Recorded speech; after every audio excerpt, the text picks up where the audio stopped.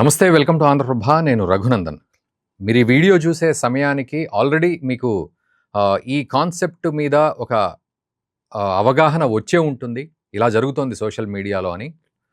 మన రామ్ చరణ్ గారి భార్య, హీరో రామ్ చరణ్ గారి భార్య అండ్ అపోలో హాస్పిటల్స్ అధినేత వారసురాలు ఉపాసన కొణిదెల గారు చేసిన వ్యాఖ్యలు, ఎక్స్ ఫ్రీజ్ చేసి పెట్టుకోండి, మీకు కెరియర్లో, రిలేషన్షిప్లో, ఫైనాన్షియల్గా అంతా ఆరోగ్యపరంగా అంతా సక్సెస్ అయ్యాక అప్పుడు మీరు బిడ్డల్ని కనొచ్చు అని చెప్పి ఆవిడ మాట్లాడడం ఐఐటి హైదరాబాద్లో.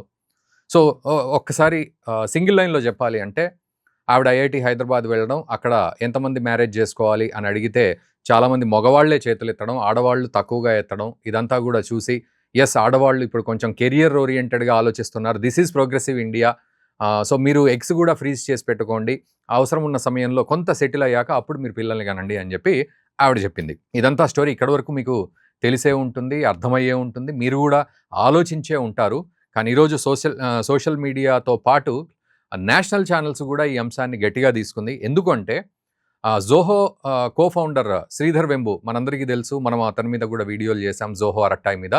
సో ఆ జోహో అరట్టాయ్ ఈ కో-ఫౌండర్ ఎవరైతే ఉన్నారో జోహో కంపెనీ, ఆయన శ్రీధర్ వెంబు, ఆయన ఏమంటున్నారంటే, మీరు ఎప్పుడో గుడ్లు దాచిపెట్టేసి ఎప్పుడో 30లో 40లో కనడం కాదు, 20లోనే పెళ్ళిళ్ళు చేసుకోండి, పిల్లల్ని కనండి, సమాజానికి మీరు డెమోగ్రఫీ పరంగా మీరు సమాజానికి అంటే మీ వంశాభివృద్ధి కానీ సమాజాభివృద్ధికి కూడా మీరు తోడ్పడండి అనేది ఆయన చెప్తూ ఉన్నారు.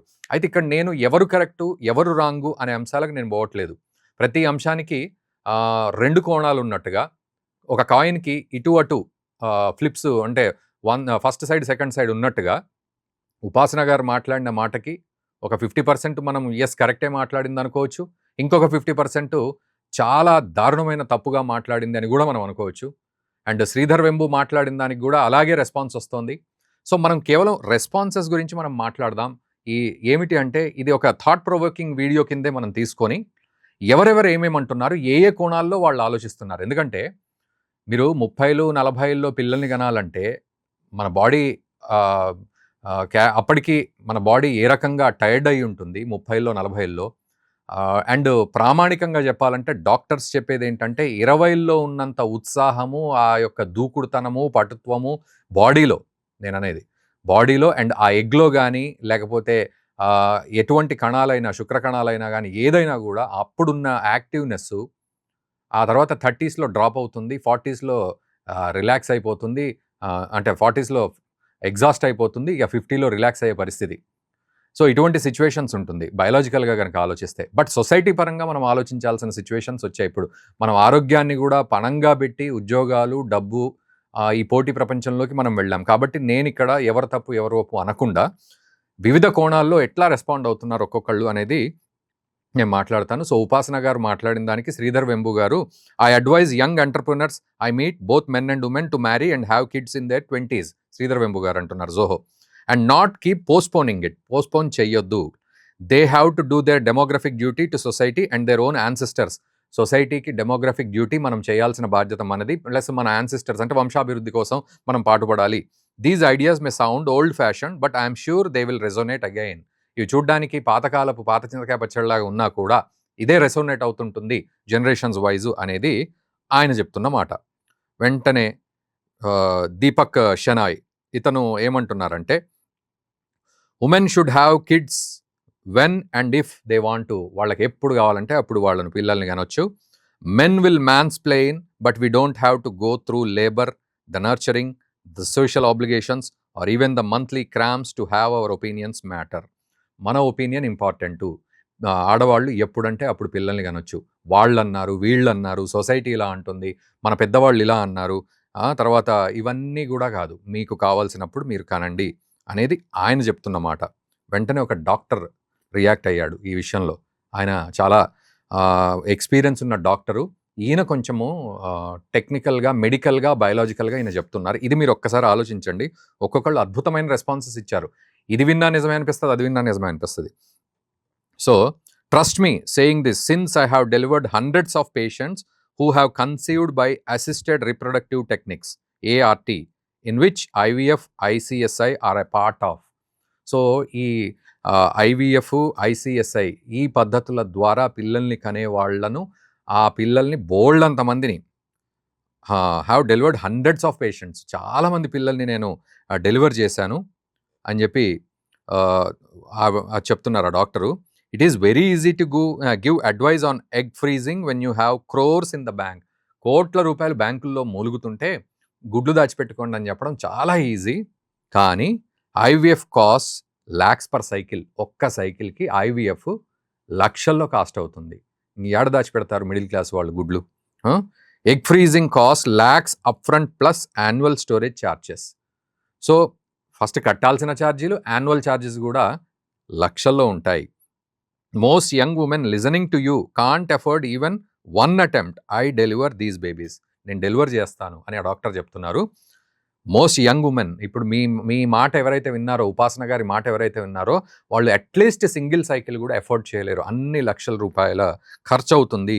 I also see the couples crying through failed cycles and IVF. మీరు గుర్తుపెట్టుకోవాలి, మనం సొసైటీలో చాలా పోస్టర్స్ కూడా చూస్తాం, ఐవీఎఫ్, ఇవి ఐవీఎఫ్, ఐయువి టెక్నిక్స్ అని. ఇవి చాలా ఫెయిల్యూర్స్ ఉంటాయి దాంట్లో. సక్సెస్ అవ్వడం అనేది చాలా అరుదుగా, పాసిబిలిటీస్ చాలా తక్కువగా ఉంటాయి దానికి. అది మనం గుర్తుపెట్టుకోవాలి. టెక్నిక్ ఉంది కదా మనం కనేద్దాం అనేది కూడా కాదు. అక్కడ లక్షలు ఖర్చు అవుతాయి. అట్ ద సేమ్ టైం చాలా అటెంప్ట్స్ ఫెయిల్ అవుతాయి, ఒక్కటి సక్సెస్ అవుతుంది. I also see the couples crying, ఏడవడం, the injections, the disappointments, the mounting bills, పెరుగుతున్న bills, the PTSD that lingers mostly forever. ఇవన్నీ చూసి బాధపడుతూ ఉంటారు patients. Biology doesn't care about your career timeline. ఇది ఇంకొక కీలకమైన మాట. Biology doesn't care about your career. నీ కెరీర్ గురించి నీ బయాలజీ నీ శరీరం ఆలోచించదు. నువ్వు కెరీర్లో సెట్ అయ్యావా, గోల్స్ పెట్టుకున్నావా, అసలు గోల్స్ ఎవరికి కావాలి జీవితంలో అనే పరిస్థితి ఉంటుంది బాడీకి.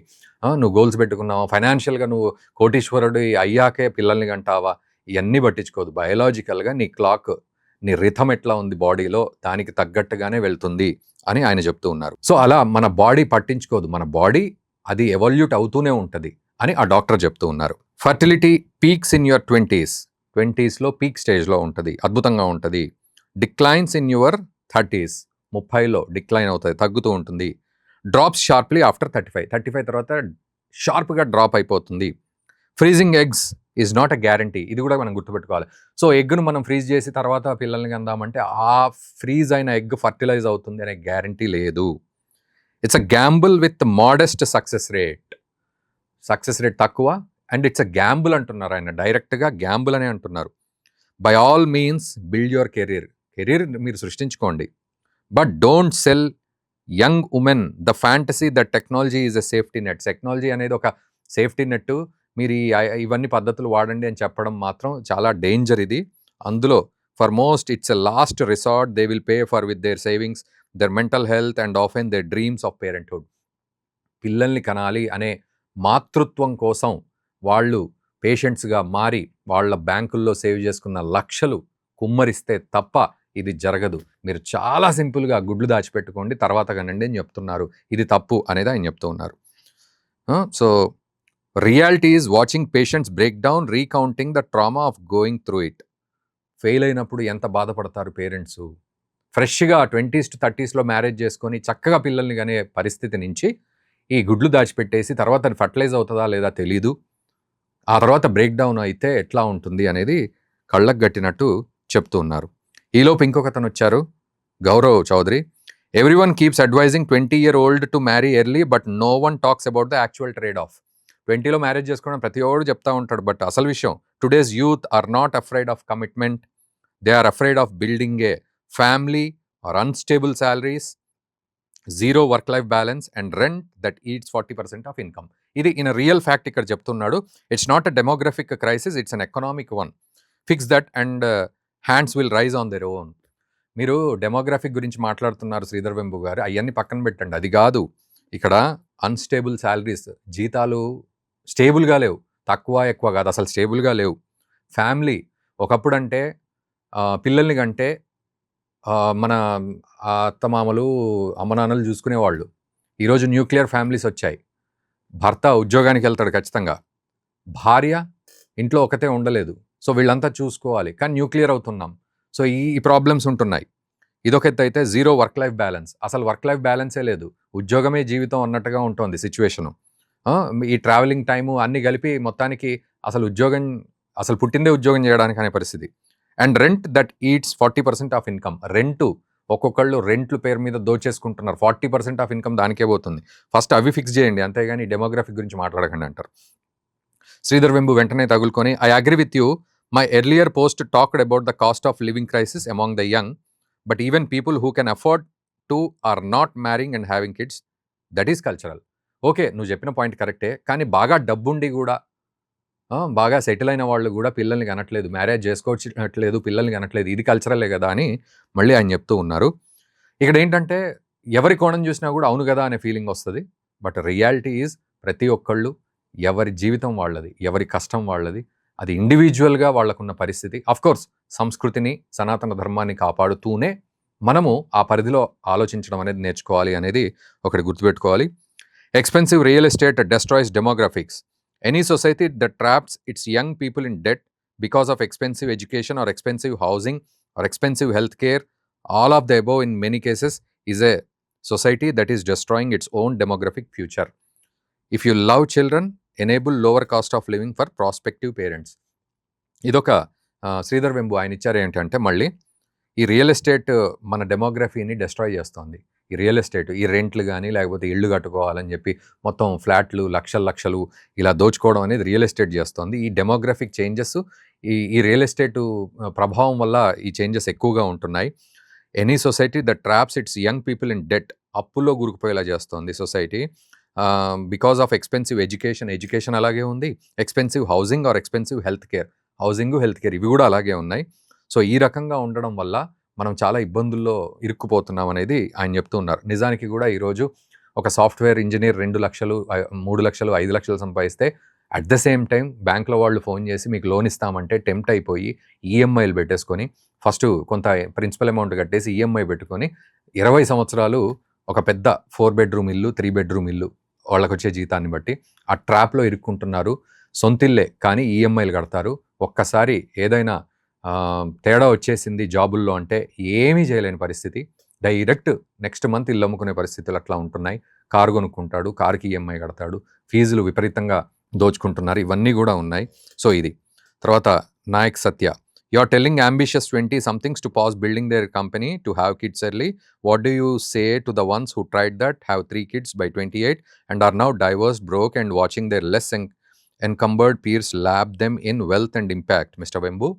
అయితే ఇక్కడ ఇంకొక ప్రాబ్లం ఏంటంటే శ్రీధర్ వెంబు అంటే నేను కొంత స్టడీ చేస్తే తెలిసింది ఏంటంటే ఆయనకు పిల్లలు ఉన్నారు, ముగ్గురు. తర్వాత పెద్ద ఎంటర్‌ప్రెన్యూర్‌గా మారి అతను ఫైనాన్షియల్‌గా, కెరియర్ పరంగా చాలా సక్సెస్‌ఫుల్ పొజిషన్‌లో ఉన్నాడు గానీ వాళ్ళ ఫ్యామిలీతో దూరంగా ఉన్నాడు అనేది ఒక మాట తెలుస్తోంది. సో ఫ్యామిలీతో బ్రేకప్ అయ్యాడు అనే విషయం అయితే తెలుస్తోంది. అఫీషియల్‌గా మనకు దాని గురించి తెలీదు గానీ అలాంటి నువ్వు సలహాలు ఇచ్చేది అని అతను చెప్తూ ఉన్నాడు. సో ఈ రకంగా నడుస్తోంది. And let's assume all that happened by 28. Do you know that Larry Ellison only got started at 31. Entrepreneurs who are older are more likely to succeed. There is plenty of time after 28. Sridhar Vembu అంటాడు. ఆయన ఏమంటాడు, 28 తర్వాత చాలా time ఉంటుందండి. Lorry Ellison అనే అతను కూడా started at 31. చాలా గొప్పవాళ్ళు అయ్యారు కదా వీళ్ళంతా. సో ఎంటర్‌ప్రెన్యూర్స్ అందరికీ చాలా టైం ఉంటుంది. మీరు త్వరగా పెళ్లి చేసుకొని పిల్లల్ని కనండి, ఆ తర్వాత కెరియర్ మీద ఫోకస్ పెట్టండి అని ఆయన సీరియస్‌గా చెప్తున్నారు. తర్వాత కిషోర్ సహస్రనామన్ ఏమంటున్నారంటే సింపుల్‌గా సింగిల్ లైన్‌లో చెప్పాలంటే మీరు పెళ్లి చేసుకోవడం, పిల్లల్ని కనడం ఇదంతా కూడా ఒక ప్లస్ పాయింటే. మీరు దాన్ని మైనస్‌గా అనుకోవద్దు అని ఒకతను చెప్తే, ఇంకొకతను I'm turning 40 soon and I'm still single now I'm regretting not doing it in my 20s and kept postponing it. Don't wait for it to be ready, you will never be ready. మీరు wait చేయకండి, మీరు చేయాల్సిన పనులు చేసేయండి అని చెప్పి ఆయన చెప్తూ ఉన్నాడు. ఇంకొకళ్ళు ఏమంటున్నారంటే ఫైనల్‌గా, I say this with complete respect, I have seen many ambitious women lose momentum in their career after marriage. Marriage తర్వాత వాళ్ళ కెరియర్ దెబ్బతిన్న ఆడవాళ్ళని చాలామందిని చూస్తున్నాను. సో ఈ రకంగా వీళ్ళు మాట్లాడుతూ ఉన్నారు. Every generation defines responsibility differently. Some prioritise family early, others build careers first. Both paths can serve society in meaningful ways. So ఇదండి జరిగేది. ఒక రీసెర్చ్ ప్రకారం ఫైనల్‌గా ఏంటంటే, ఒక రీసెర్చ్ ప్రకారం చాలామంది లేట్‌గా పెళ్లి చేసుకుంటున్నారు. కొంతమంది పెళ్లి చేసుకోవడం ఇష్టపడట్లేదు. కొంతమంది సింగిల్ పేరెంట్‌గా గూడా ఉండే మగవాళ్ళుంటున్నారు, ఆడవాళ్ళుంటున్నారు. ఆ రేషియోస్ రోజు రోజుకి పెరుగుతున్నాయి. తర్వాత ఇంకా రకరకాల కల్చర్స్ వచ్చేస్తున్నాయి మన దగ్గరికి. Mix of socio economic factors, అంటే సోషియో ఎకనామిక్ ఫ్యాక్టర్స్ వల్ల చాలామంది డిలే చేస్తున్నారు పెళ్లి గానీ, పిల్లల్ని గానీ. Like career aspirations, financial stability, high cost of living and lack of affordable housing. So ఇవ్వండి, ఇంకా చదువుతూ పోతే ఇంకా వెళ్తూ ఉంటుంది వీడియో. బట్ ఫైనల్‌గా మీరు 100% మీరు కూడా రెస్పాండ్ అవ్వండి. మన సంప్రదాయబద్ధంగా అంటే మనం ఒక అనాలిసిస్ తీసుకుందాం దీని మీద. నేను ఆంధ్రప్రభ ద్వారా జడ్జ్ చేసేదానికంటే ఒక గెస్ట్‌ని తీసుకొని రెండు వైపులా బ్యాలెన్స్ చేయగలిగే గెస్ట్‌ని తీసుకొని మాట్లాడించే ప్రయత్నం చేస్తాను. ఎందుకంటే ఒకవైపు మన ధర్మం, పిల్లల్ని కనండి, వంశాభివృద్ధి చేసుకోండి, అండ్ ఏ సమయంలో జరగాల్సిన ముచ్చట ఆ సమయంలోనే జరగాలి. ఇవన్నీ మనం చెప్తూ వింటూ వస్తూ ఉన్నాం. బట్ ఇక్కడ ప్రపంచం చూస్తేనేమో చాలా టఫ్‌గా తయారవుతోంది. రోజురోజుకి టెక్నాలజీ ఎంత పెరిగి ఎంత హ్యాండీగా ఉంటున్నా కాంప్లెక్సిటీ ఎక్కువైపోయింది ప్రపంచంలో. ఒకప్పుడు ఎకరాల్లో మాట్లాడేవాళ్ళు ఈరోజు స్క్వేర్ ఫీట్‌లో మాట్లాడుతున్నారు. తర్వాత ఈ స్క్వేర్ మీటర్స్, స్క్వేర్ ఫీట్ నుంచి ఇంకా లాస్ట్‌కి ఒక్కొక్క అడుగు 150 స్క్వేర్ ఫీట్ల దగ్గరికి వచ్చేసింది కథ, 100 స్క్వేర్ ఫీట్లు. ఇట్లాంటి సిచ్యువేషన్స్ చాలా టఫ్‌గా ఉన్నాయి. వాళ్ళన్నట్లుగా జీతాలు సరిగ్గా ఉండవు, అప్రిషియేషన్ సరిగ్గా ఉండదు. తర్వాత ఫైనాన్షియల్ స్టెబిలిటీ అనేది ఎంత వయసు వచ్చినా రావట్లేదు. చాలా టఫ్‌గా ఉంది. అండ్ ఆడవాళ్ళు వాళ్ళు కెరియర్‌లో దూసుకెళ్లే ప్రయత్నం చేస్తూ ఉన్నారు. 20లో పెళ్లి చేసుకోవాలి అంటే తల్లిదండ్రులకు నేను సంపాదించి పెట్టి వాళ్ళ రుణం తీర్చుకోవాలనుకునే ఆడపిల్ల ఈరోజు పెళ్లి చేసుకుంటే వెంటనే మొత్తం పారాడిగమ్ షిఫ్ట్ లాగా కంప్లీట్ షిఫ్ట్ అయిపోతుంది. సిచ్యువేషను ఉల్టా అయిపోతుంది, క్వశ్చనబుల్ అవుతుంది. సో ఇట్లాంటి చాలా టఫ్ సిచ్యువేషన్స్ ఉన్నాయి. మీరు కూడా రెస్పాండ్ అవ్వండి దయచేసి ఈ వీడియోని. ఈ రెస్పాన్సెస్ని కూడా మీ మిత్రులకు షేర్ చేయండి దయచేసి. ఇందులో మనం ఎవరు తప్పు ఎవరు ఒప్పనకుండా ఎలాంటి సిచ్యువేషన్స్ ఇవన్నీ అని కూడా ఖచ్చితంగా కామెంట్ చేయండి, మీరు హెల్దీ కామెంట్స్. అండ్ ఈ వీడియోని దయచేసి షేర్ చేయండి. Thank you very much.